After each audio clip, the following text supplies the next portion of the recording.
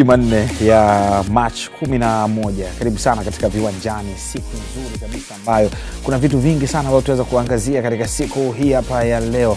Uchambuzi mbalimbali kuanzia katika soka letu, joto la Afrika, tutakwenda kuangazia zilizobamba katika siku ya leo mitandaoni hapo baadaye, pamoja na the pitch. Lakini tutaangazia kuhusiana na mwenendo wa michuano ya CRDB Bank Federation Cup msimu 2024-2025, maajabu yakizidi kuendelea kwa timu za championship zikizidi kufuzu kuelekea hatua ya 16 bora, wakati timu za ligi kuu NBC zikienda kuendelea kuaga mashindano.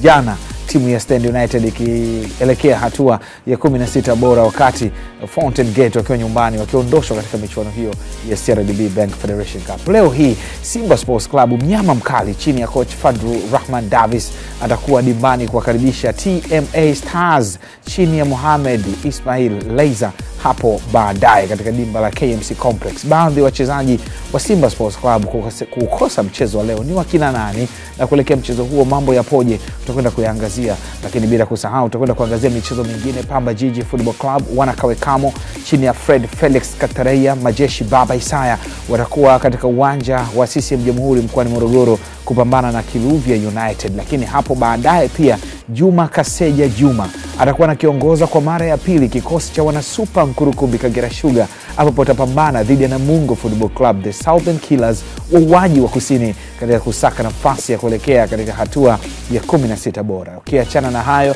tutakwenda kuangazia maboresho ya viwanja mbalimbali, hususan uwanja wa Al-Hassan Mwinyi Tabora.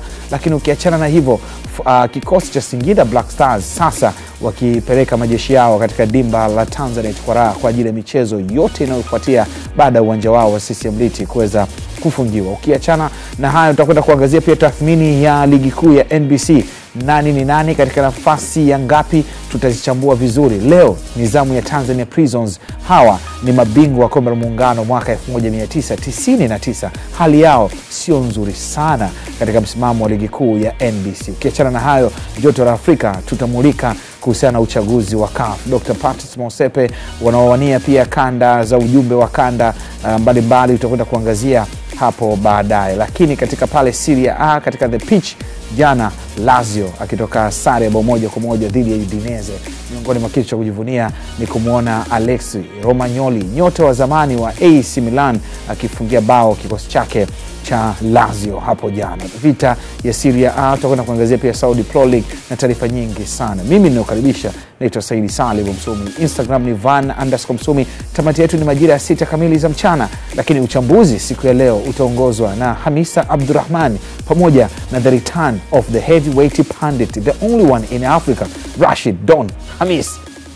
Mtu hatari kabisa amerejea. Salamu zako? Alhamdulillah. Wema? Nashukuru Mungu. Bwana, wewe ni superstar. Kwa nini ndugu yangu? Kwa nini ba? Tulikuwa tunagawa tiketi hapa kuelekea Kariakoo Derby. Hii ilokula nyoya. Hapa haina kipengele. Maana inaitwa Derby ilokula nyoya. Sawa. Sasa basi katika maswali hapa nikapewa nafasi ya kuuliza maswali, tiketi 5. Kwa hiyo katika maswali yakawa ni mchanganyiko. Kwa heshima ya kipekee. Ndio. Kwa sababu the heavyweight pundit, the only one in Africa. Oh yeah. Nikauliza swali. Bwana, the heavyweight pundit anayechambua kwenye kipindi cha Viwanjani, the only one in Africa, ni nani? Mtu kutoka Mwanza kanyoka kama lula. Rashid Don Hamis. Nikamwambia apewe tiketi yake. Huyo mtu anatisha. Huyo mtu abalaa. Amebarikiwa. Au sio Hamis? Amebarikiwa. Mtu bingwa kabisa. Na leo ni 10 la mwisho ndio linamalizika leo 10 la rehema. Wengine washaanza. Wengine washaanza. Wale wanaanza wale walikuwa hawajakuwa justified. Hawajakuwa verified au sio? Au kuna ile kuamini na Hamisa siwaje ile? Ile kuamini nini? Kuamini na kujua. Kujua. Kusoma. Kusoma. Sasa hajakuwa verified. Kwa wewe leo changapi? Wewe Leo sio tunamaliza 10 la kwanza. 10 la rehema. Wewe ni nani usimfuate ulama au sio? Sasa mimi ni nani? Nipishane na mufti. Mufti akisema imo. Akisema haimo hiyo. Au bwana kwa hiyo tunafunga leo vizuri kabisa. Safi, napendeza. Kwa rehema zake. Au sio bwana moja kati ya vitu vizuri kabisa au simaji. Koti la babu. Umenianza mapema. Mambo yanahitaji mambo mengi. Mambo yanahitaji mambo mengi. Mambo yanahitaji mambo mengi.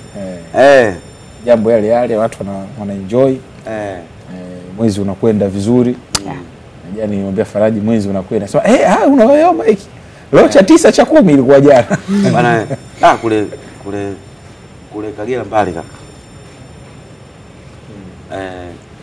Kule hadi majira tofautiana kaka. Watu niliona siku ile kwenye mechi alikuwa anatangaza Mrumbi. Ahmed Hassan pale. Na mimi wacha nipate kaka. Huku muda mrefu yani kaka tuna vitu vya vizambi kaka. Tumetulia. Sasa sio tuje ku experience. Umeona bana? Tumekaa zetu tunajua majira yetu ya Kidaslam yale. Yale majira yetu ya Kidaslam hata unaona hata haya. Yani jua ile hapo ile. Tulia watu wafanya homa kujua ile pale. Kaa. Kama sasa tunafanyaje? Tusubiri. So umekule kali kaka. Mpaka saa moja dakika 15 sio dakika 20. Kigoma, Kagera, Sumbawanga. Nimeona refa alikuwa Shomali Rawi akaita pale. Sasa kwa kitu moja nilikipenda wakati waamuzi pale wanafungulia pale. Walimuita Ball Boys naye kwa wamefunga kakaa naye. Ilikuwa ni picha moja tamu sana kiukweli kwa mimi. Sawa, tunaanza hivi sasa kuweza kuangazia katika soka letu kwa wakati huu hapa.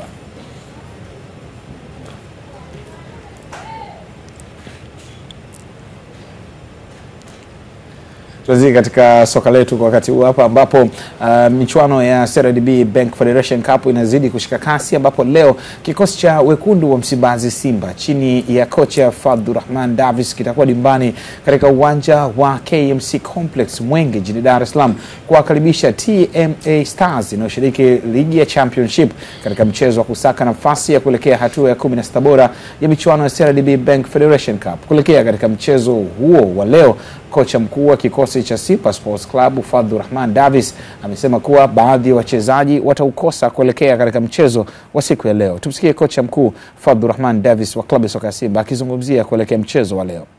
So we've done our homework, we've done our analysis. Of course we had Tumefanya maandalizi mazuri kuelekea mchezo wetu kama tulivyotarajia. Baada ya kuwafuatilia wapinzani wetu, tumegundua aina gani ya timu walionayo. Wana wachezaji wazuri na kiukweli haitakuwa mechi rahisi na tunaichukulia kwa umakini wa hali ya juu. Tumeona kilichotokea katika mechi ya Azam na Mbeya City. Kwa hiyo tupo makini katika mchezo wetu huo na tutawakosa wachezaji wetu goalkeeper Kamara, Shemalon na Mzamilu, lakini tupo tayari kwa ajili ya mchezo huo na tunakutana na timu ngumu yenye mbinu, na kwa sasa akili yetu tumeielekeza zaidi kwenye michuano hii ya shirikisho ya CRDB.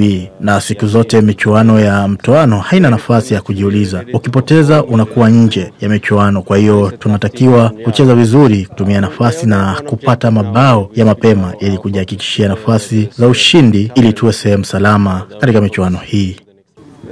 We know there's no second chance, so the earlier we score the better for us. Kocha Fadlu Rahman Davis aweza kuzungumzia kuelekea katika mchezo wa leo. Kwa upande wa kocha wa kikosi cha TMA Stars ni Mohamed Ismail Leiza, aliyewahi kuwa kocha msaidizi wa kikosi cha Fountain Gate, hivi sasa akiwa ni kocha mkuu wa TMA Stars. Amesema kwamba wanakwenda kwa kuiheshimu kikosi cha Simba katika mchezo wa siku ya leo. Tumsikie kocha akiweza kuzungumzia nao kwa upande wa TMA. Simba ni timu bora, tunaheshimu na tunasema kama wana fans wengi wao ni watangulia, wana kila sababu ya kuwa bora kuliko sisi, lakini mimi naamini mpira ni mchezo wa zarani. Sisi tumejipanga kukabiliana na hizo changamoto za ubora wao. Kwetu sisi ni changamoto kubwa. Tulipoanzia ndipo tunapopaendeleza. Waendelee kutusapoti, waendelee kutuombea Mungu. Tuko Dar es Salaam na tunaamini sisi hatutawaangusha. Waendelee kutusapoti, wako nyuma yetu tunaamini, lakini kubwa ni dua zao kwetu sisi.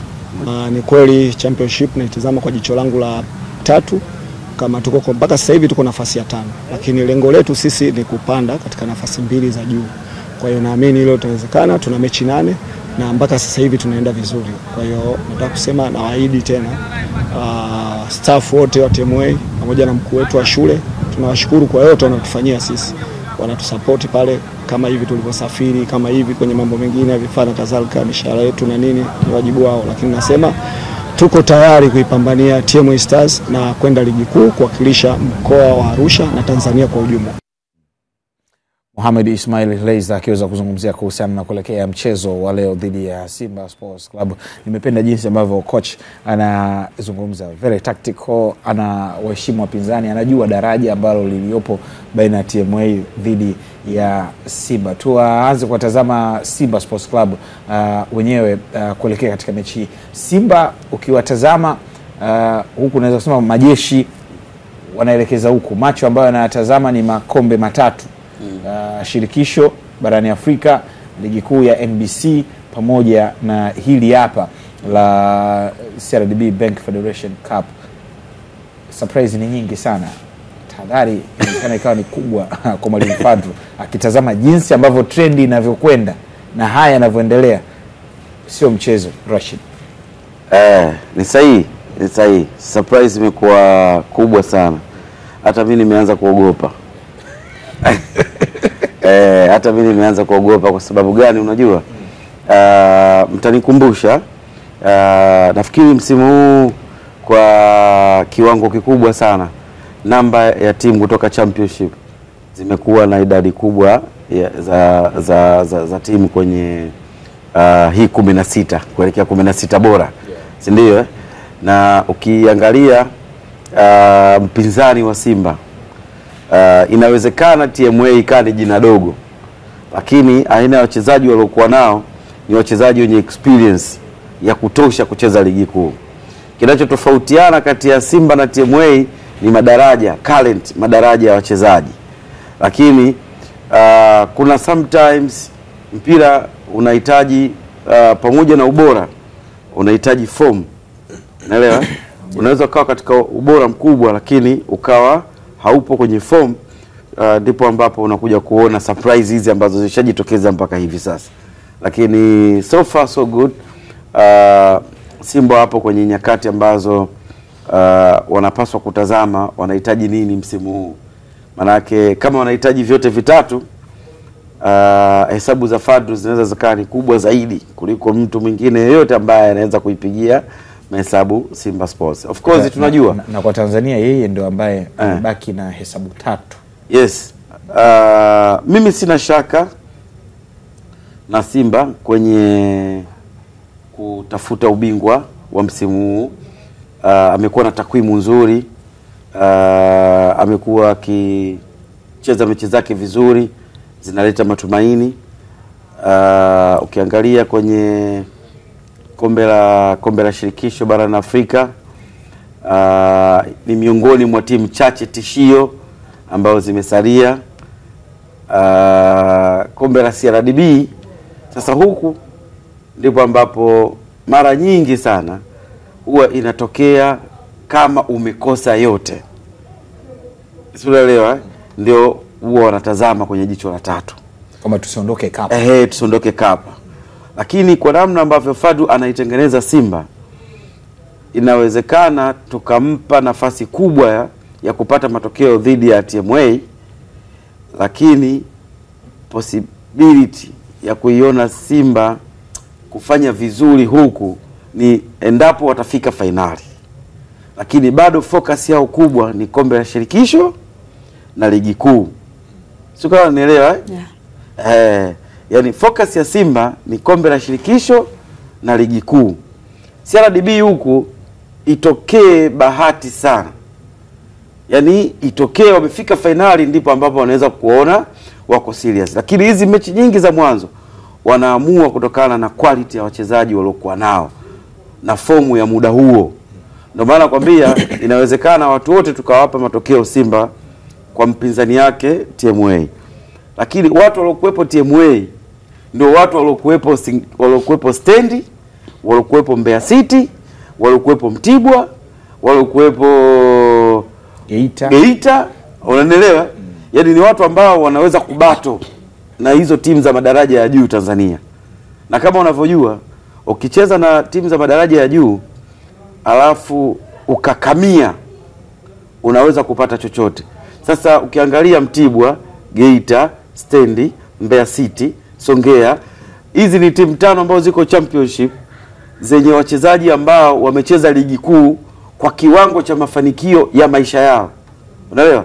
So wana uwezo wa kubato na hizi timu kubwa kwenye namna ambayo wakisema bana leo hii mechi hii tunaitaka, wanaitafuta na wanaweza kuipata. Na ndio maana umeweza kuona Azam katoka, Fountain Gate anatoka, Dodoma Jiji katoka, sijui hao Kigoma wametoka. Unaelewa? Wanazitoa timu ambazo ilikuwa ni ngumu miaka miwili nyuma kufikiri kwamba wanaweza kutoka. Timu ambayo ilileta surprise walikuwa ni Sahare All Stars. Unakumbuka? Ambao walikuwa na kina Tiote ndio wanakuja kina Tiote. Wakaenda wakaitoa Mtibwa. Ilikuwa ni big story. Walifika mpaka nusu finali. Baada ya pale ikatoka timu ikauzwa. So unaelewa, sio iliuzwa, sio haikupata mteja, sio ipata mteja, I don't know. Lakini baada ya pale surprise nyingine ndio unakuja kuiona hii ya msimu huu. Timu nyingi za championship zinaongeza idadi kwenye raundi ya 16 ni kwa sababu ya aina ya wachezaji ambao wanacheza hapo chini. Hamisa, ungekuwa mwalimu Mohamed Ismail Reiza amekuwepo katika kikosi cha Fountain akiwa kocha msaidizi. Alicheza na Simba game ya kwanza ambao walikubali kichapo cha mabao 3 ile manne kwa 0, ingaje baadhi ya wachezaji walikopo kidogo kuna walakini ya wachezaji na kadhalika. Yes, anaijua test ya kucheza na timu kubwa kama Simba. Kikosi chake kina wachezaji wengi ambao ni wazoefu. Ramadhani Kapela, wakina Ali Shomari, Paulo Godfrey Nyang'anya boxer. Tunaenda kupata ladha ya game gani? Wapo nafasi ya 5 katika msimamo wa championship. Game ambayo tuliona ya Azam dhidi ya Mbeya City, game ambayo tulishuhudia Mashujaa dhidi ya Geita mpaka dakika ya mwishoni Mashujaa anapata ushindi, mechi ya Tanzania Prisons ambao walipambana na Bigman na wakatolewa, mechi ya Fountain Gate dhidi ya Stendi ambao na yenyewe Fountain wanaondolewa kwa sababu ubora wa Stendi. Tunaenda kuipata ladha hiyo leo? Na okay, kwanza umeongea kitu kizuri kwamba wana wachezaji ambao inawezekana wakawa na experience ya championship, kuna wenye experience ya ligi kuu, lakini pia wana mwalimu ambaye ana experience ya ligi kuu akiwa kama kocha msaidizi na alishacheza dhidi ya Simba hapo kwenye uwanja huu wa KMC na wakapoteza ule mchezo. Sasa hicho ni kitu kimoja na kuendea mchezo huu leo ni kitu kingine pia. Kwa sababu kuwa na wachezaji wenye experience haitoshi, pia kuwa na mwalimu mwenye experience pekee haitoshi. Kwa sababu kumbuka mwalimu anakupa 25% tu. 75 zote anaenda kuziexcel mchezaji kwenye kiwanja cha mashindano. Kwa hiyo angalia levels ambazo zipo baina ya TMA pamoja na Simba. Regardless ya hizo experience ambazo wako nazo wachezaji wote kutoka timu mbili. Angalia levels ambazo zipo. Mwalimu anaweza akaandaa mpango wake mzuri kwenye uwanja wa mazoezi kwamba ukicheza dhidi ya Simba au ukicheza dhidi ya timu yoyote ambayo imekuzidi quality, muda mwingi itakubidi uwaheshimu. Na unawaheshimu vipi? Unawaheshimu angalau muda mwingi uweze kuvumilia mchezo. Kwamba mwalimu anaiandaa timu uwanja wa mazoezi iweze kuvumilia. Maana ya kuvumilia ni nini? Kwamba unategemea kabisa muda mwingi utakuwa unazuia. Sasa kwa nini nasema kuzuia ni kuvumilia? Ni kwa sababu hakuna kazi ngumu kiwanjani kama kuzuia. Na ukitaka kuamini kwamba kuzuia ni kazi ngumu, jaribu kupanga hata koni kwa sentimita chache alafu una sprint, unaenda kurudi na sprint. Alafu jaribu kutafuta utofauti baina ya kusprint kwenye hizo koni au kuzunguka kiwanja kwa kukimbia kwa kujog kawaida. Utakuja kugundua kwamba kukimbia kwa kujog ni at least ni angalau kuliko kusprint kwenye koni. Kwa hiyo maana yangu ni kwamba utawapanga wachezaji wako wazuie zaidi kwenye eneo lao. Miss watakuwa karibu. Wanaweza kuvumilia hiyo pressure kwa dakika zote 90, tunaita resilience. Watakuwa na resilience hiyo kwa muda wote dakika 90. Watakuwa na fitness ya kuweza kuzimaliza dakika zote 90 kwa sababu inawezekana wakazicheza dakika 45 za mwanzo au dakika 30 za mwanzo vizuri, lakini baada ya pale sasa ndio tofauti ukaanza kuonekana baina ya mchezaji wa TMA na mchezaji wa Simba.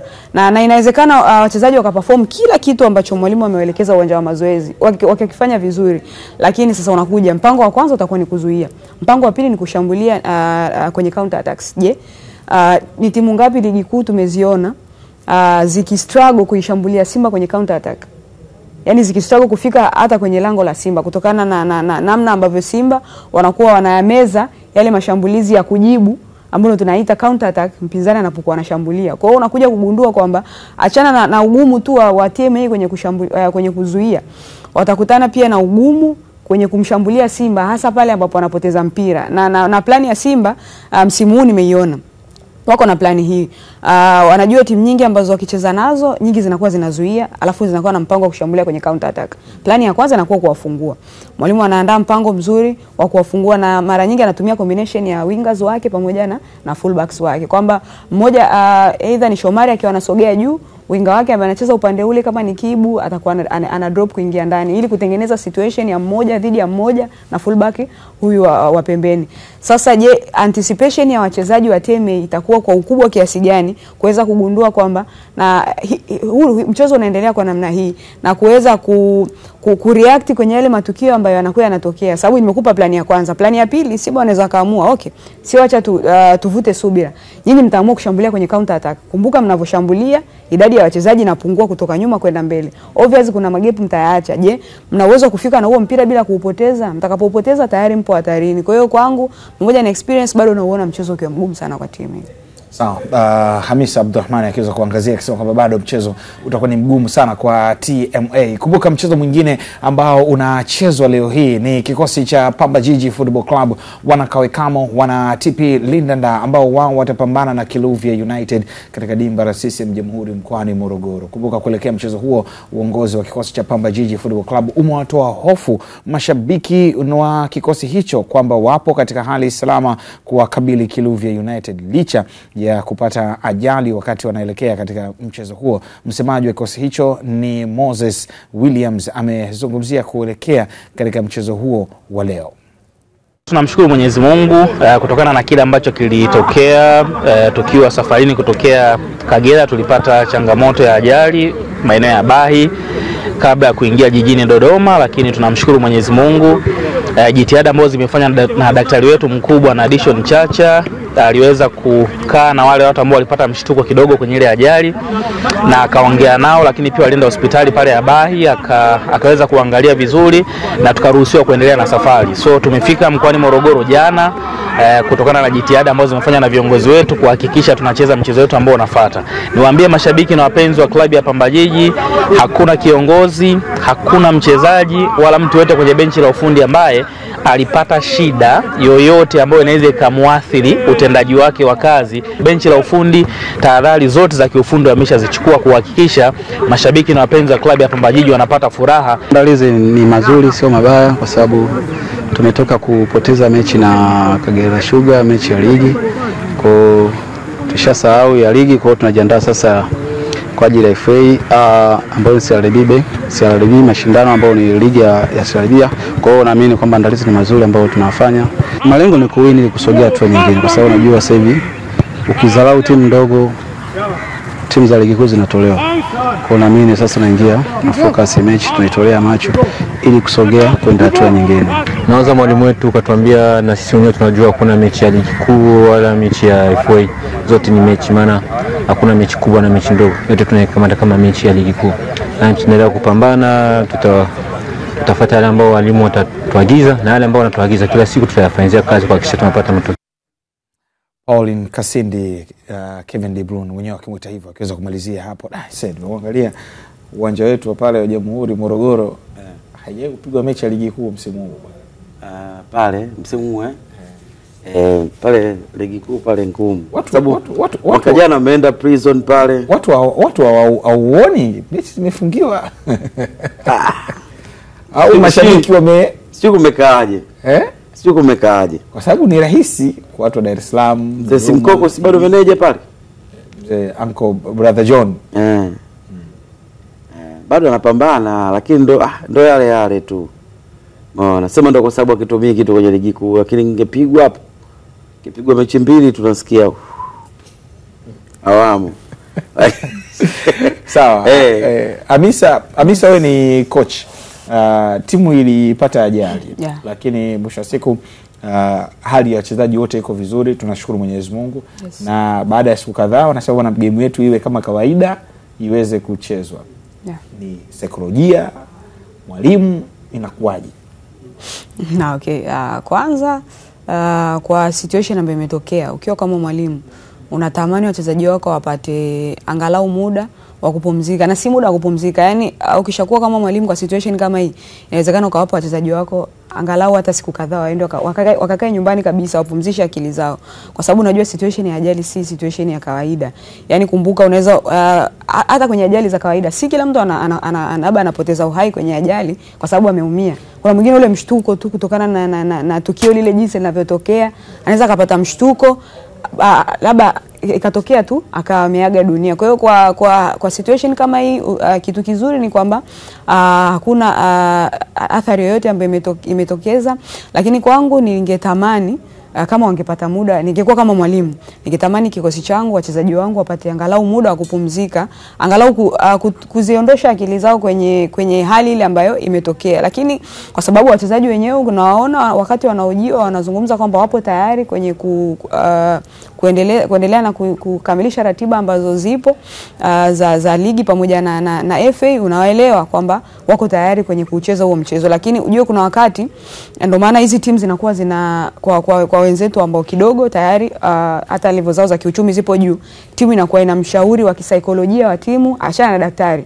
Inawezekana daktari akawa na profession zote mbili, akawa daktari wa kawaida, akawa na mshauri pia wa kisaikolojia kwenye kuwatengeneza wachezaji kuwarudisha katika hali zao za kawaida. Sasa hiyo inawezekana usione uwanja wa mazoezi, kwa sababu uwanja wa mazoezi ana train Saidi Msumi pamoja na Rashid Hamisi, lakini kwenye uwanja wa kimashindano atakutana Saidi Msumi na mtu mwingine kabisa. Sasa je, hiyo situation kwa namna gani ambavyo inawezekana ikawa imeshatoka kwenye akili yako, au bado ikawa ipo na ikaendelea na ikaweza ikakuathiri? Kwa sababu yani binadamu sisi jinsi ambavyo tuko binadamu wa namna tofauti tofauti. Kuna mwingine ambaye anaweza akakutana na hali ngumu akaipokea kwa wakati huo na akaweza kuondoka na kuendelea na mambo mengine, ila kuna mwingine anaweza ikamtokea hali akashindwa kuhimili kwa wakati huo na ikaja ikatokea shida. Lakini kwangu pia nawaelewa kwa sababu ya ratiba pia jinsi ambavyo zipo, kwa sababu kumbuka ukipata muda wa mapumziko utakuja kucheza viporo. Sasa uaga viporo sometimes navyo huwa vinachacha. Kwa hiyo kama kuna nafasi wachezaji wapo fit, of course wanaweza wakaendelea, ila binafsi ningetamani wapumzike. Rashid Hamisa anakuambia kama timu zetu zingeweza kuajili watu wa saikolojia. Sasa kuna kocha ile sasa kwa nini hiyo?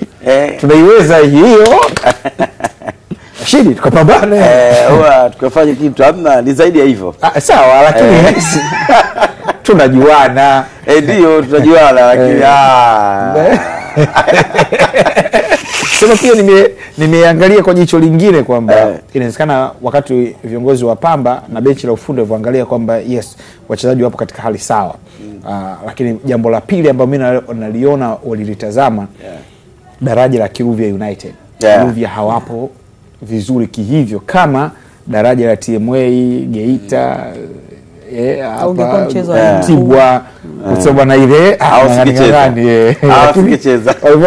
Hii watu wanatoka kipiga bwana. Of course, unajua inawezekana kweli kutokana na situation walipata Pamba, fomu ya Kiruvia ndio imewahamasisha pengine Pamba kuona tunaweza kufanya kitu. So unaelewa kwamba tunaweza tukacheza nao wao, lakini kama form ya Kiruvia ingekuwa inatishia kwenye championship, nafikiri hata wao wangeweza kuangalia kwa jicho jingine. Pamba kwa sasa hivi jinsi walivyo, ukiangalia kwenye msimamo wa ligi hawako mahala salama sana. Sio, unaelewa? Baada ya kupoteza mechi na Kagera ni kama na wenyewe pia wamejiweka kwenye nyakati ngumu za maisha. Sio? Kwa hiyo unakuta mechi kama hizi za Kiluvya of course huwapi nafasi kubwa ya kuwafikirisha Kiluvya kuwatoa Pamba. Si ndio? Ndio. Lakini unajaribu kufikiri kwenye shilingi nyingine. Yaani ubora wa wachezaji wa Pamba na wachezaji wa Kiluvya, hivi ni kweli Pamba anastahili kwenda nje kwenye hii michuano? Lakini unatamani kuona Pamba wakipiga hatua zaidi. Sio, unaelewa? Ni kwa sababu ya kile ambacho wamekuwa kikifanya dhidi ya timu ambazo zinaonekana ni timu bora ligi kuu, si ndio? So kwenye hilo daraja tuwatakie kila laheri. Sawa, tuwatakie kila laheri kwa sababu huwe ni michezo miwili inachezwa leo. Mchezo mwingine wa tatu leo Kagera Sugar anapambana na Namungo Football Club. Kule ndo kuna heka. Kule ndo kuna heka. Ulikopo Kagera Rashidi. Kaseja kaibadilishaje Kagera Sugar?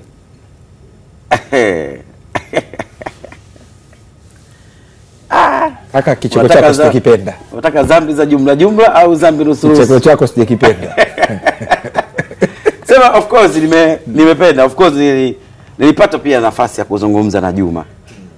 Nikamwambia nimependa namna ambavyo umefanya mabadiliko. Unajua kuna mabadiliko Juma kayafanya kimbinu. Kamtoa Mohamed Musa kutoka kwenye eneo la holding midfield, kamrudisha kama center back, kamtoa Onditi kwenye center back, kampeleka kwenye eneo la holding midfielder ambayo tulikuwa tumemzoea Onditi. Umeelewa? Alafu kamfanya Hija kuwa sehemu ya kikosi cha kwanza. Hija alikuwa anaanzia nje kwa sababu ya nafasi ya Musa. Kwa wamekuwa wanacheza pacha kati ya Onditi na Hija. Mbele anamsimamisha Ruasa pamoja na Noro, Hassan Noro. Mechi za nyuma haikuwa hivyo, ilikuwa ni mmoja lazima anaanzia nje, mmoja anaanza. Yule bwana mdogo Mwijage ameonekana kupata nafasi ya moja kwa moja kwenye eneo la pembeni. Alafu amerudi Mfuko. Mfuko amerejea kwenye eneo lile, yes, center back. Beki namba 3 kuna mabadiliko ya lazima ambayo yamefanyika. Ameingia kuna bwana mdogo mmoja hivi ametoka, lakini eneo hilo alikuwa anacheza Aswad ambaye kwa taarifa zangu za kikachero Aswad amerudi nyumbani kwao Zenji. Ila atarejea kwenye timu. Kwa kuna hayo, afuko anaanza Datus, sio? Kwa hiyo kuna hiyo shape ya mtazamo wa watu wapya kwenye mabadiliko. Nafasi leo dhidi ya Namungo. Kama na nafasi ya kuwashauri Kagera ya moja kwa moja, nafikiri sio mechi ambayo wao wanatakiwa kuipa kipaumbele. Bado waongeze nguvu huko. Yes, nafikiri wanatakiwa kwenda kwenye kuwatazama tu Namungo wanakujaje. Yaani ikitokea Namungo wamekuja kizembe zaidi, basi mnawafunga wanaondoka. Lakini ikatokea wanataka kuyakamia maji kuyanywa kwenye mto, mnawachotea, hata mnawasaidia kabisa, achukueni na maji endeni mkanywe na muoge kabisa. Sawa. Hayo ni mchezo wa leo kati ya Kagera Sugar na Super Nkurukumbi dhidi ya Namungo Football Club. Na hapo jana Fountain Gate iliondoshwa katika michuano hii ya CRDB Bank Federation Cup baada ya kuondoshwa kwa changamoto mikojo ya penalty 4-3 baada ya sare ya bao 1-1 ndani ya dakika 90, na hivyo kuwafanya Stand United chama la wana kutokea Shinyanga kufuzu kuelekea hatua ya 16 bora. Baada ya mchezo huo, makocha na wachezaji wa Stand United wamezungumzia kutokana na kile walichoweza kukifanya. Matokeo ambao mimi nasema binafsi kama sikuyatarajia sana. Kwanza opponent wetu sisi tulimheshimu, tucheza kwa kumheshimu. Alafu na sisi tuna mechi ngumu sana dhidi ya Mtibwa Sugar kwenye kinyang'anyiro cha kuhakikisha timu yetu inapanda ligi kuu. Kwa hiyo kila kitu sisi tulikuwa tumeweka nguvu zetu kubwa katika mechi inayokuja, lakini tukasema kitakachotokea acha kitokee. Ndio maana ukiangalia hata timu yangu wachezaji karibuni 6 ambao nawatumia katika kikosi cha kwanza walikuwa ni mapumzisho. Mimi nasema tutacheza, tutaangalia ratiba jinsi ilivyo, ratiba ya Confederation na ratiba ya Championship. Kwa sababu ukiangalia mimi target yangu priority ni kwenda kuhakikisha kwamba timu inapanda ligi kuu. Mechi ilikuwa ni ngumu sababu wapinzani wetu walikuwa kwanza yani wagumu, wazoefu, lakini pia na sisi tumekuja kwa kuheshimu. Tumeheshimu, na shukuru Mwenyezi Mungu. Tumepata goli, wametangulia, tukasema tutulie, tumetulia, tumechomoa. Mwisho siku tumeenda penalty, na shukuru Mwenyezi Mungu akawa pande wetu. Tumefuzu, tumeenda raundi inayofuata, raundi ya 16. Maajabu yanaendelea. Kama unaweza kuona timu za ligi kuu ya NBC zinaweza kutolewa katika michuano ya CRDB Bank Federation Cup. Kwa wakati huu Rashid pamoja na Hamisa tutazame sasa zile timu ambazo zote ambazo zimefuzu kuelekea 16 bora. Ni nani na nani katika graph? Maana timu 12. Ambao bakiwa wangapi? Bado timu 4. Bado timu 4. Ambapo hapo Kagera na Namungo, Simba na TMA, Yanga na Coast, Pamba na Kiruvi. Unaona nani hapo?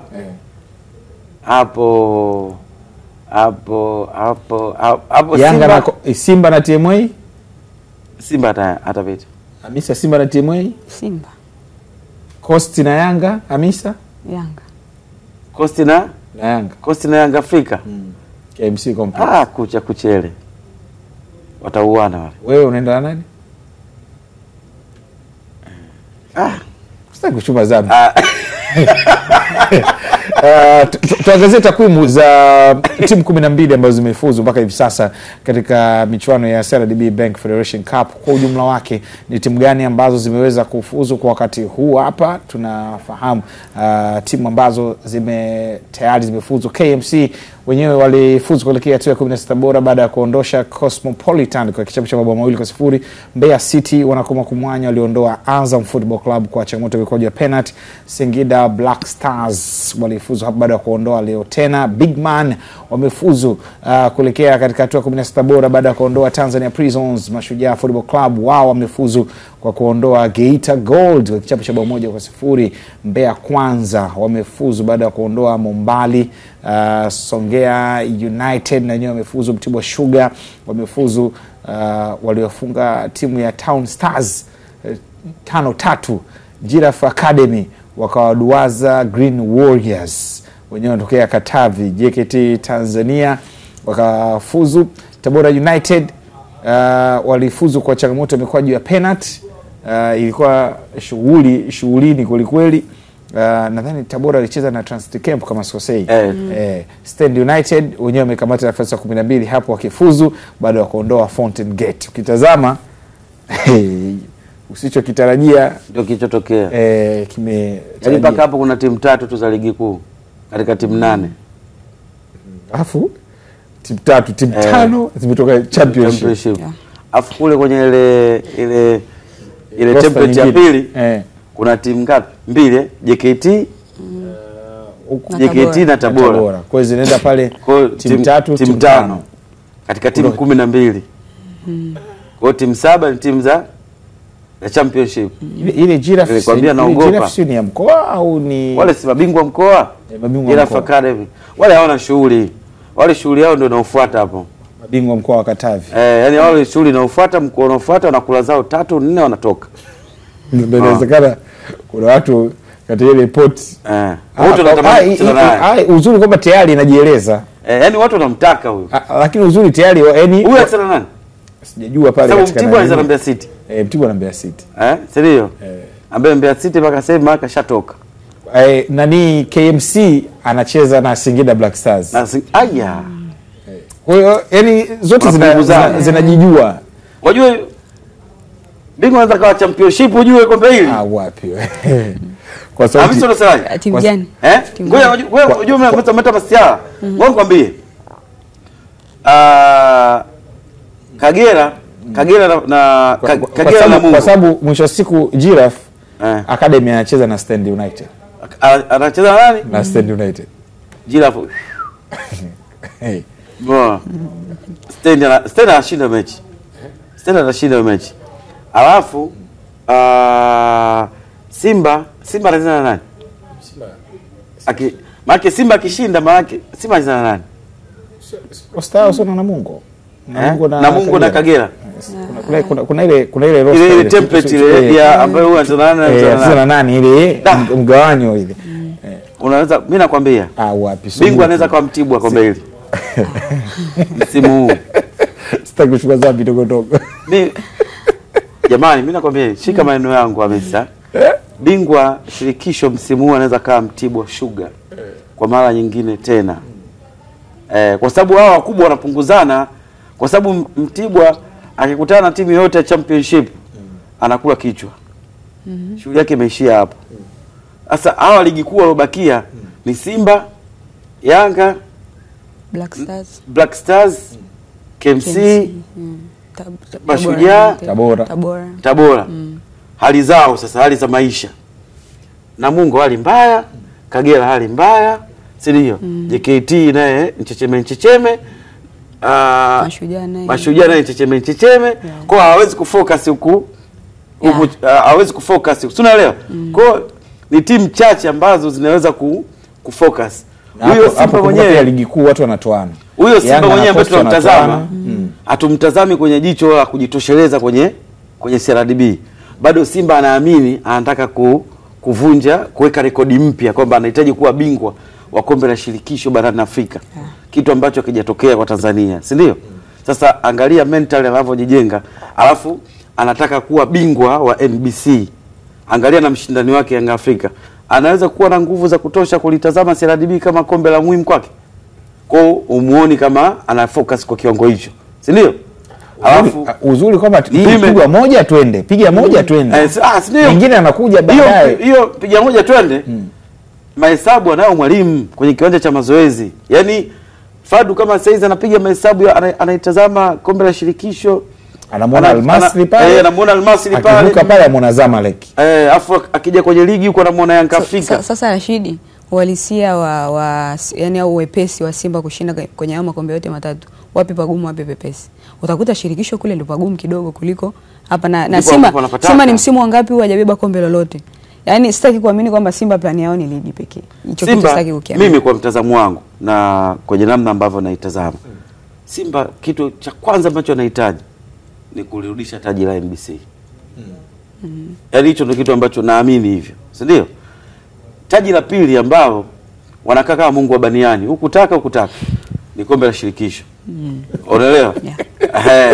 Yaani hiyo alitazama kwenye jicho la pili kwamba nalihitaji, lakini hata nikilikosa sio kitu. Sawa. Sasa nahitaji kurudi Champions League. Wakati hapo tunalizungumzia Simba, Rashid Hamis pamoja na Hamis Abdurrahman, meneja habari na mawasiliano wa klabu ya soka ya Simba Sports Club Ahmed Ali amesema kwamba hawana cha kuzungumzia kwa wakati huu kutokana na kuahirishwa kwa mechi ya Kariakoo Derby dhidi ya watani wao Young Africans, huku wakiendelea kufuata maagizo kwa ile taarifa ambayo ilitolewa na shirikisho la mpira wa miguu Tanzania TFF pamoja na bodi ya ligi. Ahmed Ali huyu hapa.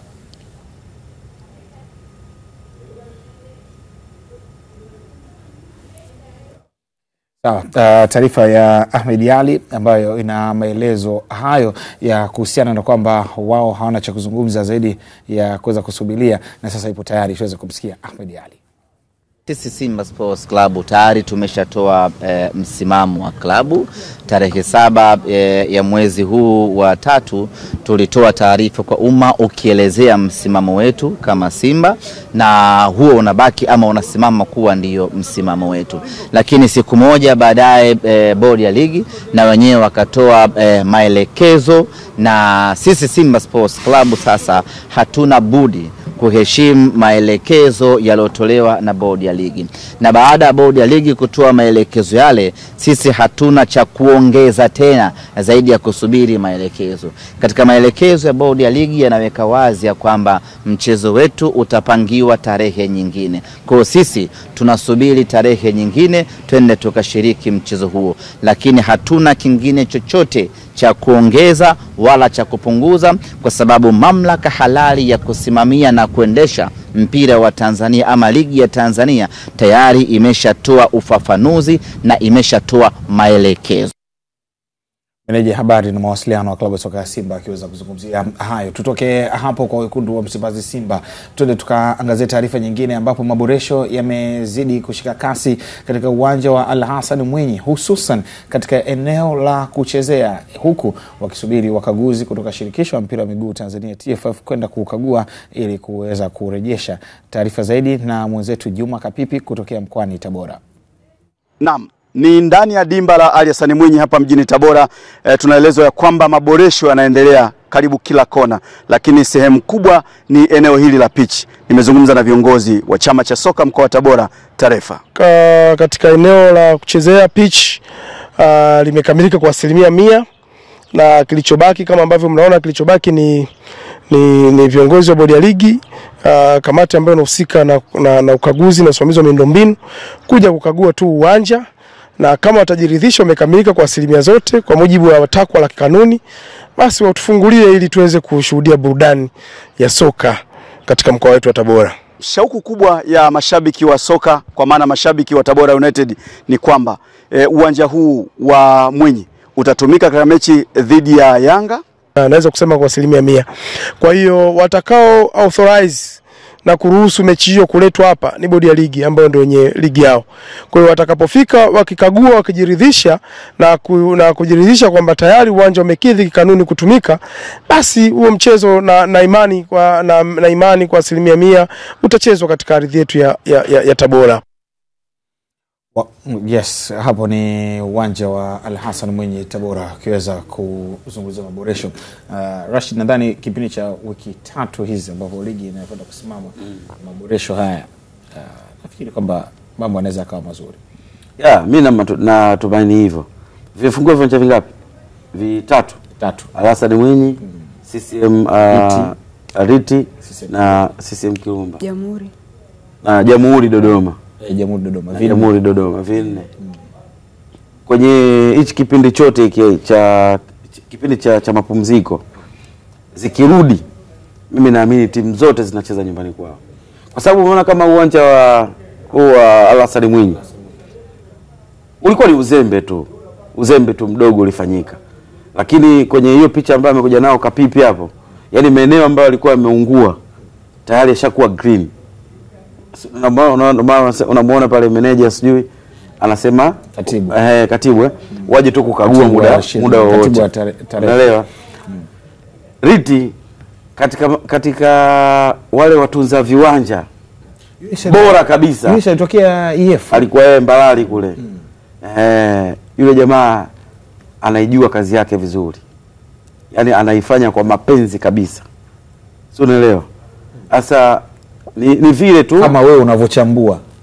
Kama mimi vile ambavyo nadili na kazi yangu. Au sema Jamisi? Nakubali. Ataka kuchumba dhambi? Ataka kuchumba dhambi za bei rahisi au za jumla? Ngoja nyamaza. Kumbe rehema naisha leo. Ngoja nitulie. Bora. Riti sina mashaka na jitihada za pale ambazo zinafanyika. Kwa hiyo mimi naamini ile kamati ambayo inafungia viwanja ikienda leo Al Hassan Mwinyi, ikienda Riti, hata kesho naamini watatoa barua kwamba hivi viwanja vimeruhusiwa. CCM Kirumba na wenyewe ni unatunzwa vizuri mno. Ni mapungufu machache yalikuwa yamejitokeza, lakini ninaamini baada ya wiki moja au hata baada ya siku 4 wakienda ule uwanja unaofungulia. Dodoma Jamhuri, ule uwanja unakuwa una shida sana. Ule ndo huwa na mashaka nao. Kwa sababu ule uwanja umekuwa kama una homa ya vipindi. Na kutokana kuna sehemu moja nilikuwa napitia kwenye magroup. Sitaki kumtaja mtu. Alisema hivi viwanja vya kati waangalie pia bodi, waangalie na hali ya maeneo kwa sababu ya ardhi yake. Yani ni semi desert. Haiwezekani. Roma, basi kucheza kwenye vumbi. Sio kama kucheza kwenye vumbi. Sisi justify. Anasema hivi, wewe unashangaa uwanja unatunzwa sana. Yani lakini ndio hivyo, nyasi mbadilika zinaungua. Lazima utafute mazingira. Hamna, utafute alternative. Yani ukitafuta alternative unapata. Si unaelewa? mimi sio mtaalamu sana mambo haya. Wanyasi sio ile mambolea sio vitu gani. Lakini Riti, umeona ule Riti? Kuna kipindi Riti ulikuwa ni uwanja wa mfano. Kuna ardhi, kama kuna ardhi ambazo zishakuzishuhudia ardhi kame katika nchi ya Tanzania, Singida ni mmoja wapo. Ardhi ya Singida ni kame sana. Lakini kuna kipindi sasa Riti ukiacha sasa ile Riti ikiacho tu kidogo wiki bila kuangaziwa, sio ndio inaungua. Lakini ukiitazamia kila siku, unaisimamia, mnaiweka vizuri, inapata maboresho. Hata hiyo Jamhuri, umeelewa? Yaani kinachofanyika Jamhuri baada ya kufungiwa ile ya kwanza, walifanya maboresho ya hadi ya udongo. Kwenye yale maboresho ya udongo ambao waliyafanya, ni kwamba bahati mbaya sana inatokea huwa zinachanganyikana na shughuli za kiserikali pale. Kwa hiyo zile shughuli za kiserikali tunafanya ile ardhi inakuwa inashikana na kuwa ngumu.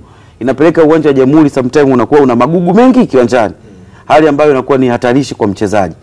Lakini kwenye kuutazamia, kuuangazia vizuri, mimi naamini unaweza kuishi yani pasipokuwa na hiyo sababu ya kwamba pale kuna ardhi kavu sio na nini. Ni jambo la kusimamia. Sasa mimi kiukweli naipenda pitch ya Tanzanite kwa raha. Kwa raha kiboko kabisa kaka. Na sasa wakati mimi navutiwa nayo, naipenda nikiona, sijafika pale. Mimi mara kwanza nafika kwa raha nilivyoona tu ile uwanjani pale. Jamvi. Wale jamaa tu sio uwanjani kaka. Wale hadi kwenye vyumba vya kubadilishia nguo, hadi jinsi palivyo yani. Ni pazuri mno. Yani yule meneja anastahili pongezi. Kwanza anapatunza vizuri, pasafi. Yani kama ilivyokuaga uwanja ule wa Iringa kipindi kile. Unajua kipindi kile? Yani kipindi kile Lipuli wako pale wanacheza, ule uwanja ulikuwa ni msafi kiasi kwamba hata usipooga yani wewe ndio unajistukia. Kwa hiyo kwa raha na ule uwanja unaweza kukidhi hata vigezo vya CAF. Kwa raha kwa mechi za awali zile. Nafikiri kitu ambacho kinaweza kufanya kisikizi ni maeneo ya kukaa washabiki. Kwa sababu jukwaa liko sehemu moja. Na upande wa pili ni kama mechi za awali. Of course sasa jukwaa yani mashabiki ni sehemu ya utaratibu wa kikanuni. Si unaelewa? Kote. Yani sehemu ya kukaa mashabiki ni sehemu ya utaratibu. Kwa hiyo kama wanaweza kutengeneza hayo majukwaa vizuri, mimi no doubt na pitch, no doubt na dressing room, no doubt na sehemu za maliwato, yani ni sehemu nzuri na ni safi mno. Ni kwa sababu nimefika. Sio kwa sababu nimefika na nimepaona. Na nimefika viwanja vingine. Yani wale jamaa wamejitahidi sana. Yani hiyo tu Rashid, inaonekana ukiachana na ndani ya uwanja, hata nje ya uwanja inaonekana watu ni wakarimu. Kwa raha kwa sasa tutavuza kidedea. Ulama. Sawa. Tusalie hapo katika uwanja wa Tanzanite kwa raha ambapo kikosi cha Singida Black Stars wao wameamua sasa kuhamia katika uwanja huo kutoka uwanja wa CCM Liti baada ya kuweza kufungiwa na bodi ya ligi kupitia shirikisho la mpira wa miguu Tanzania TFF. Hussein Fueli Masanza ni msemaji wa kikosi cha Singida Black Stars, ameweka wazi kuhamia katika uwanja huo wa Tanzanite kwa raha. Yes, tumepokea taarifa kutoka bodi ya ligi kuhusiana na kufungiwa kwa uwanja wetu ambao tunautumia kwa mechi za nyumbani, uwanja wa CCM Liti, sambamba na viwanja vingine. Kupitia taarifa ambayo imetoka, na sisi kama Singida Black Stars tumeiona taarifa hiyo na tumefanya mawasiliano na bodi ya ligi. Wametuelekeza maeneo ambayo tunatakiwa tuyafanyie maboresho ya uwanja wetu na tumeyapokea tayari kwa ajili ya kufanyia maboresho. Kwa hiyo uongozi wa Singida Black Stars utashirikiana na uongozi wa Chama cha Mapinduzi ambao unamiliki uwanja huo pamoja na wadau wengine wa soka hapa Singida kuhakikisha kwamba uwanja huo unaendelea kuwa kwenye matumizi yake kama kawaida. Lakini kutokana na taarifa hiyo ya kufungia uwanja, maana yake hatutaweza kuutumia tena uwanja huo kwa mechi yetu iliyopo hapa karibuni tarehe 13 March dhidi ya KMC, mchezo wa kombe la shirikisho la CRDB. Tafsiri yake ni kwamba tunalazimika kusafiri na kutafuta uwanja mbadala hivi ninavyozungumza, na iwe taarifa rasmi kwa wadau na wapenzi pamoja na mashabiki wa Singida Black Stars kwamba tutaenda kutumia uwanja wa Tanzanite kwa raha uliopo katika mji wa Babati kule mkoani Manyara kwa ajili ya mchezo huo dhidi ya KMC FC. Tarehe 13 saa 10 jioni timu yetu itashuka uwanjani ukiwa mwenyeji wa mchezo katika uwanja wa Tanzanite kwa raha, majirani zetu hawa. Uwanja ambao unatumiwa na Fountain Gate. Kwa hiyo niwafahamishe mashabiki wetu kwamba dharura hii imetupelekea kufanya maamuzi ya haraka, lakini baada ya mchezo huo tunayo matumaini makubwa tutarejea Singida na michezo inayofuata ya ligi kuu pamoja na mashindano ya kombe la shirikisho la CRDB tutacheza katika ardhi ya nyumbani ya Singida. So taarifa rasmi ni hiyo, ningependa mashabiki wetu wafahamu. Mechi ni tarehe 13 saa 10 jioni na badala ya CCM Liti sasa tutacheza katika uwanja wa Tanzanite kwa raha. Nitumie fursa hii kuwaambia mashabiki wetu ambao walijiandaa kuja kushuhudia mchezo huu, tuungane kuelekea kule Babati kwenye mchezo huu ambao tutaenda kucheza katika uwanja wa Tanzanite kwa raha. Hussein Fuel Masanza akiweza kuangazia kuhusiana na taarifa hiyo ya Singida Black Stars. Kwa wakati huu tuangazie pia kuhusiana na ligi kuu ya NBC, jinsi ambavyo jana Rashid pamoja na Hamisa tulianza kuangazia kikosi cha Ken Gold na hatima ya kusalia katika ligi kuu ya NBC. Tunajua ligi hivi sasa iko mapumziko. Leo tunaiangazia Tanzania Prisons. Hawa ni mabingwa wa kombe la muungano mwaka 99. Prisons inaita, nimeshuhudia Oswald Prisons dume 3. Prison dume ya kwanza ni hii ambayo ilichukua ubingwa 99 yakina Oswald Morris, wakina Oraf Mwamlima, wakina Gerard Hilu. Prisons nyingine ambayo ilikuja kuwa dume kidogo ilikuwa ni 2007 2009 ya Mwambusi yakina Misango Magai, Yona Ndabila, wakina Freddy Chudu.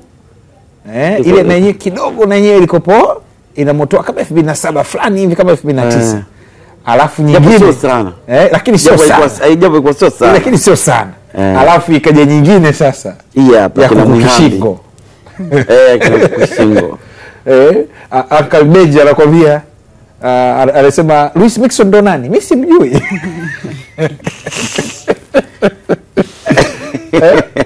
Ile sasa ikopo Prison kina Kimenya. Kina Kimenya, Jumanne Mkazi alifadhili, Rapid Sabian. Kwa timu ile ujue. Victor Angaya pia naye alikuwepo. Golini alikuwa Kisubi. Jeremia Kisubi. Golini Kisubi, beki namba 2 Mpesa. Hivi Jeremia Kisubi ndo alimwambia Diara, brother lango lako lina tatizo kidogo, rudi nyumbani kasalimie. Wewe ni role model wa wengi. Lakini haya magoli yanayohusu kasalimie nyumbani. Of course ilikuwa pena Lauli yani Mpalile. Kina Mpalile. Alafu eneo pale Vedastus Muhambi. Ukiachana Vedastus Muhambi kuna ngoja kwa Lizi mmoja alikuwepo kabla kina Muhambi. Kabla kina Muhambi. Kuna mmoja alikopo akaenda Mtibwa akatoka akaenda biashara. Lakini tukumbuka jina lake. Tuangazie takwimu za Tanzania Prisons kwa ndani ya ligi kuu ya NBC kwa msimu huu 2024-25. Takwimu zao zipoje? Michezo ambayo wamecheza kwa wakati huu, kikosi hiko kilianza na Bwana Makata na Renatus Shija na kisha nafasi yake kuchukuliwa na Amani Josia. Mpaka hivi sasa kikosi cha Tanzania Prisons wamecheza michezo 23, wamepata ushindi katika michezo 4, sare michezo 6, wamepoteza michezo 13, wamefunga magoli 12, wameruhusu magoli 20, wana alama 31, wapo nafasi ya 15. Takwimu hizo hapo Hamisa. Kwenye alama hapo ni 18 wako nazo. Kwenye alama kidogo sio 31 hapo. Yes. Kidogo kuna makosa. Alama 31 angekuwa na sifa kwa daraja kweli hapo. Hapo mtozi kidogo hapo kwenye alama na alama 18. Hapo kidogo Mimi nimeshangaa unajua. Yaani ushinde michezo 4 na alama 61. Bwana Pandu vipi bwana Pandu? Pandule. Watuvuruga. Prison wana alama 18 bwana. 18. Mimi natilika hivi kidogo naona Hamisa anajikata jicho hivi. Ndielewi. Vipi bwana? Hapo Bwana Padu hapo sawa bwana. Mabao ya kufungwa wamefungwa mabao 31. Kwa hiyo katika mabao ya kufungwa pale ndio mabao 31. Kwa hiyo hapo kidogo mabao ya kufungwa sio 20, ni 31. Magoli ya kufungwa. Magoli ya kufungwa wamefungwa mabao 31, yes. Sio 20. Sio 20. Sawa, Bwana Padu daku nini? Ndio kile tuvuruga. Okay. Sawa bwana, ukitazama takwimu za Prisons msimu huu, kutoka Mbwana Makata mpaka Amani Josia, ni mabadiliko ya kiufundi ya kiaina gani ambayo coach ameweza kuyafanya ama Prison inavyoangaziwa kwa wakati huu? Okay, kwanza ukiachana na Mbwana Makata, hii timu aliacha Ahmad Ali na Ahmad msimu wa mwaka jana, yes, akaondoka msimu ulivyoisha kaenda JKT.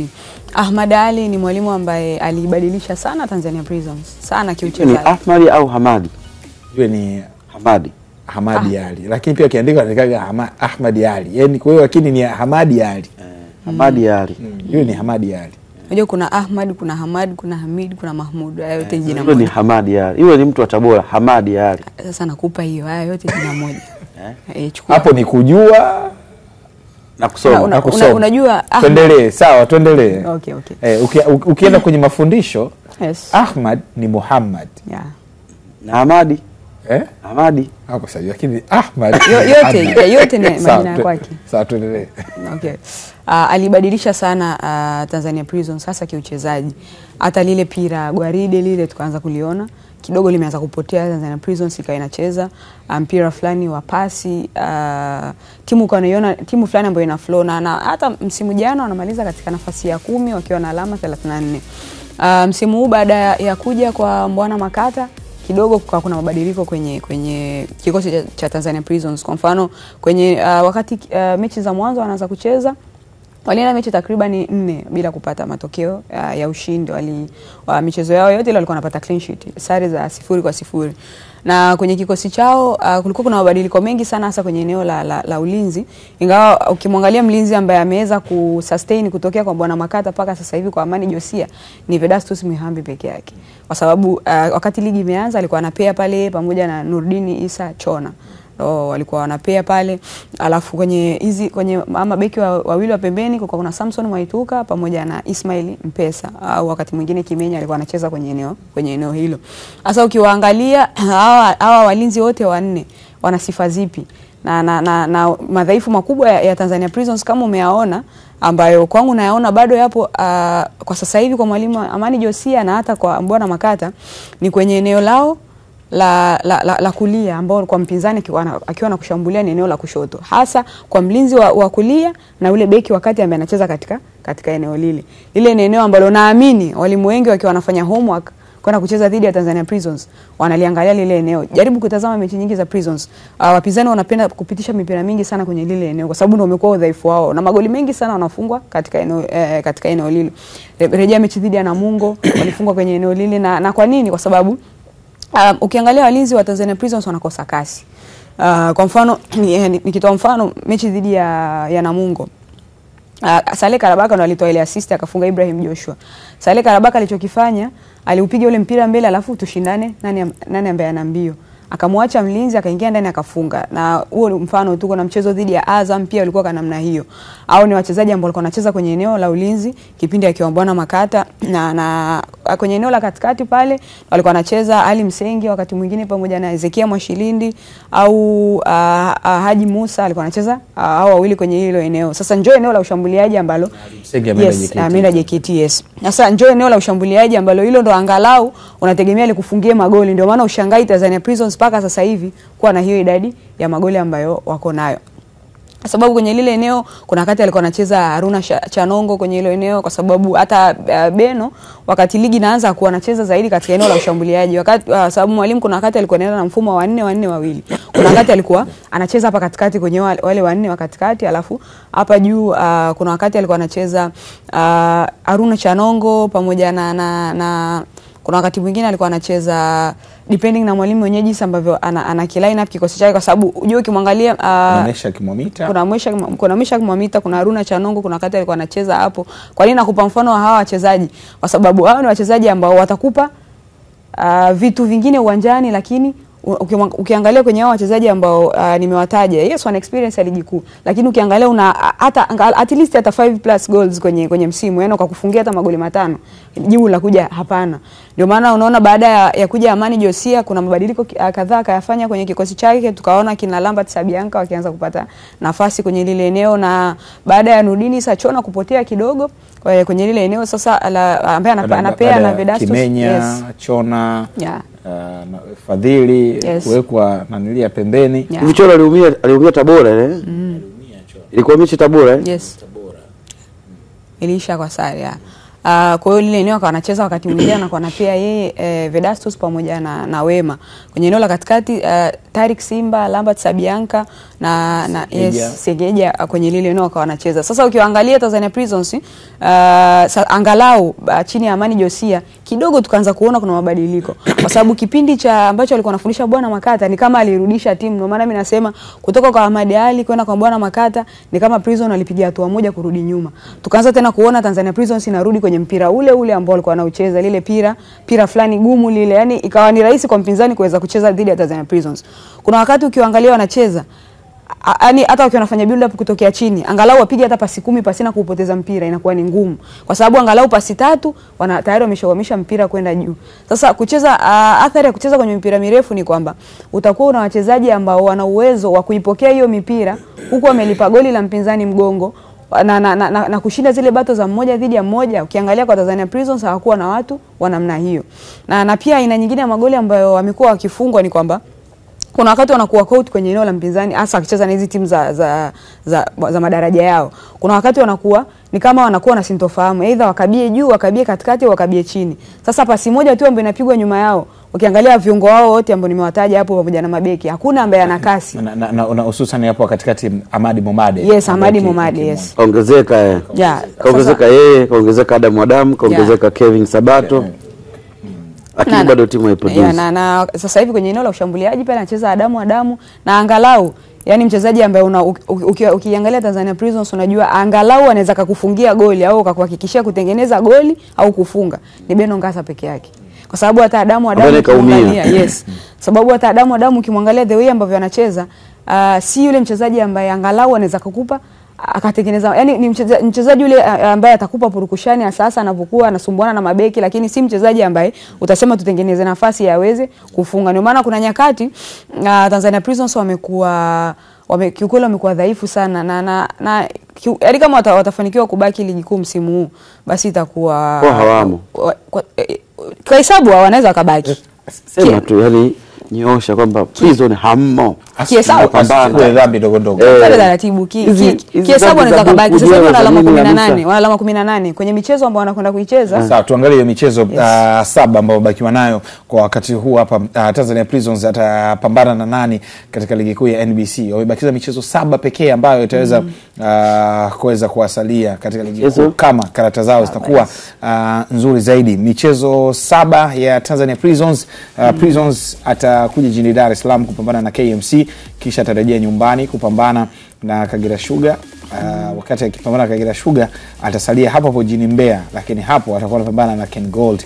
Na baada ya hapo atapambana na JKT Tanzania nyumbani, atapambana nyumbani dhidi ya Coastal Union. Kwa hiyo hapo kiwasilia katika hii michezo mpaka katika hii grafu hii hapa ya kwanza. Baada ya hapo Prison atakuwa nyumbani dhidi ya Young Africans na kisha ataenda kumaliza ugenini dhidi ya Singida Black Stars. Katika michezo 7 ni michezo miwili ambayo atacheza nje ya jiji la Mbeya. Yes. Kweli serious na maisha. Hizo ni ndio michezo iliyobakiza ili kumaliza msimu. Kweli kabisa? Yeah. 7. Maskini. Awamo. Na kwa mfano hapo Msumi tutoe kama jana tulivyofanya kwa Ken God. Tutoe hizo kweli. 7 kabisa, 7 net. Ndio net. MC kacheza 23. Ken Gold, JKT, Coast. Hiyo yote hapa nafuliza kuwa Mbeya. Kasoro mchezo wa juu tu. Yaani michezo ambayo naweza kuashua hapo Prison yashindi. Mechi ya KMC ashindi Prison. Ashindi mechi na Kenny. Ashindi. JKT anaweza kupata alama moja. Kagera anapata alama moja. Wana Mangush? Mangush anashinda Mangush. Atashinda. Yaani unapokuja swala la Coast Rashid wewe ni Coast Union. Mimi ni Coastal. Mimi sio Coastal. Coastali. Coastali. Mimi ni Coastali. Yanga Afrika. Huku inaitwa Kun Fire Kun. Yaani huku kubakia huku. Huku kwa Yanga Afrika na Singida. Kuwa na iwe. Ndio huku. Lakini kule Prison kwenye hizi kwenye hiyo fixture alokuwa nayo inabidi sasa na yeye kwenye hii fixture yake alokuwa nayo kwa sababu tano hizi za kwa sababu ukitaka kujua Prison ana maisha magumu.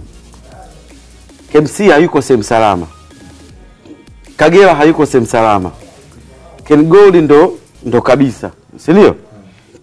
Alafu anafuata JKT. JKT naye pia hayuko sehemu salama. Unaelewa? Anafuata Coast. Michezo miwili ile ya mwisho tuachane nayo. Hii michezo miwili achana nayo. Michezo yani hapa michezo kuamua matokeo kwa Prisons ni michezo hii mitano. Hii mitano. Umeona michezo mitano? Sasa hii michezo mitano ni kama ni wao kwa wao. Hauoni kwamba hapo ndo kunakuwa na urahisi kusema kwamba tunakutana timu ambazo daraja yetu ni moja tofauti na ile michezo miwili ambayo hapa hii meza imesema kwamba hii bwana Coast ya Tanzania Prisons hebu tuachane nayo kwa sababu naamini hata Amani Josia anaipigia turufu hii michezo mitano ya kwanza. Wajua nakwambia kitu kimoja. Wale umeona KMC wale? Wale KMC wana timu mbovu. Unaelewa?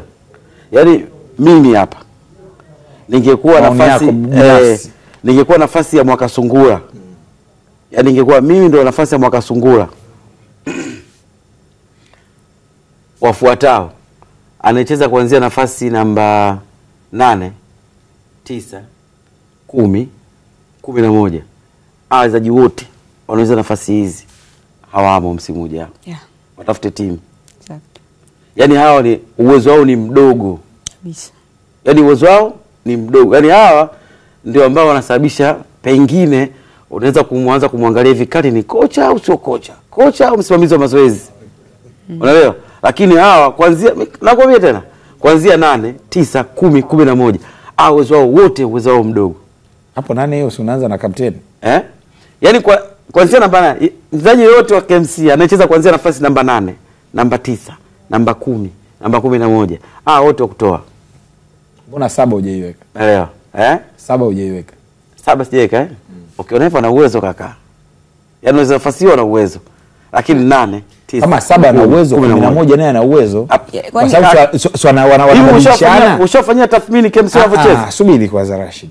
Kama 7 ana uwezo, basi na 11 hauwezi kumweka 11 umweke katika kuondoka afu 7 usimweke. Wote mawinga. Sasa 11 kwanza huwa anacheza kwa sasa hivi kuna wakati anacheza paka Redemptus kule. Wakati Redemptus ni kiungo wakati. Toka alipoumia yule Ibrahim Elias ambaye ndo anacheza kwenye eneo hilo. Kwangu Ibrahim Elias ana uwezo wa kuendelea kubaki. Mimi mara nyingi Ibrahim Elias namuona anacheza kama namba 10. Ndio nakwambiaje? Yaani wale KMC walipo pale.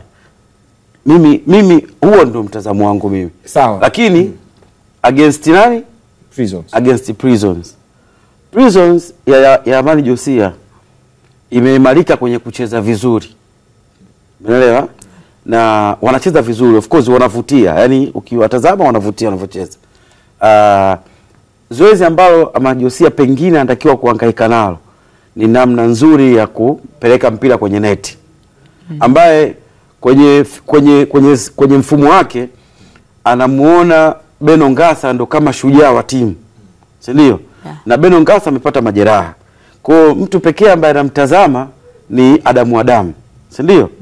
Lakini Adamu anaweza kucheza na Kevin Sabato. Afu ni Jeremia Juma amerejea. Si ndio?